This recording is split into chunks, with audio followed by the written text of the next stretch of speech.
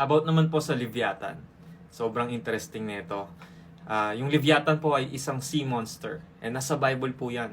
Maraming passage sa Bible about Leviathan. Pero mas na-describe siya in detail sa Book of Job. At ang Diyos po mismo ang nag-describe sa kanya in detail to show how powerful He is. Kasi creation niya yan eh. Alam niyo nung nabasa ko yan, sobrang na-amaze ako. So, tignan natin. Sa Job chapter 41, can you catch Leviathan with a hook or put a noose around its jaw? Si God ang nagsasalita dito ha. Can you tie it with a rope through the nose or pierce its jaw with a spike? Will it beg you for mercy or implore you for pity? Will it agree to work for you, to be your slave for life? Can you make it a pet like a bird or give it to your little girls to play with?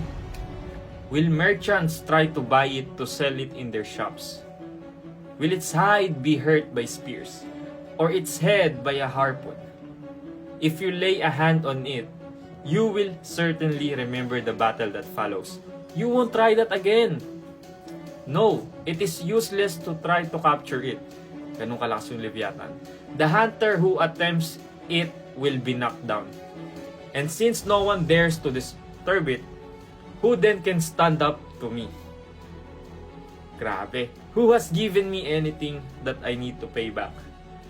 Everything under heaven is mine. Woo! Let's go! I want to emphasize Leviathan's limbs and its enormous strength and graceful form. Who can strip off its hide? And who can penetrate its double layer of armor? Ganun katindi yung Leviathan. Who could pry open its jaws? For its teeth are terrible. The scales on its back are like rows of shields, tightly sealed together. Grabe naman niya. Grabe naman yung scales niya. They are so close together that no air can get between them. Each scale sticks tight to the next. They interlock and cannot be penetrated. When it sneezes, it flashes light. Its eyes are like the red of dawn.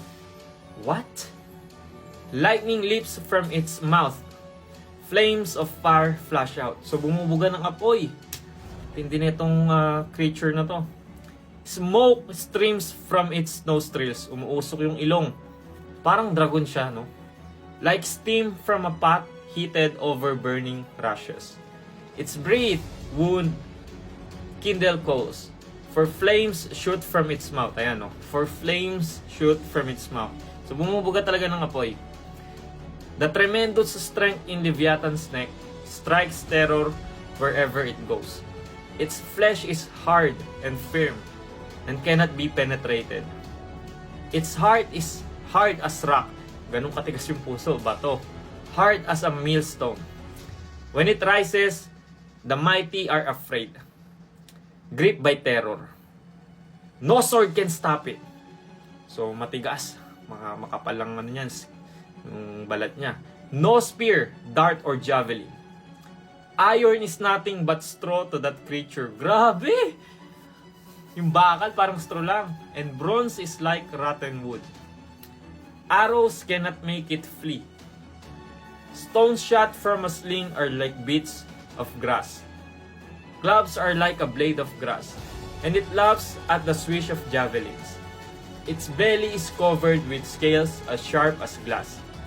It flows up the ground as it drags through the mud. Leviathan makes the water boil with its commotion. It stirs the depths like a pot of ointment. The water glistens in its wake, making the sea look white. Nothing on earth is its equal. What? No other creature so fearless. Of all the creatures, it is the proudest. It is the king of beasts. I'm in awe nung una kong nabasa yan. Kasi grabe naman, amazed na amazed ako sa creation ni Lord, sa power niya. Grabe talaga. Isipin nyo, bumubuga ng apoy, yung ilong, umuusok. Yung bakal, parang istro lang sa Leviathan na yan. So habang binabasa ko yan, ini-imagine ko rin eh. Oh, grabe. Ang laki nito siguro. Tapos, walang javelin, walang arrow na kaya mag-penetrate sa balat. Ganong katigas. So, yan yung Leviathan. Oh, praise God.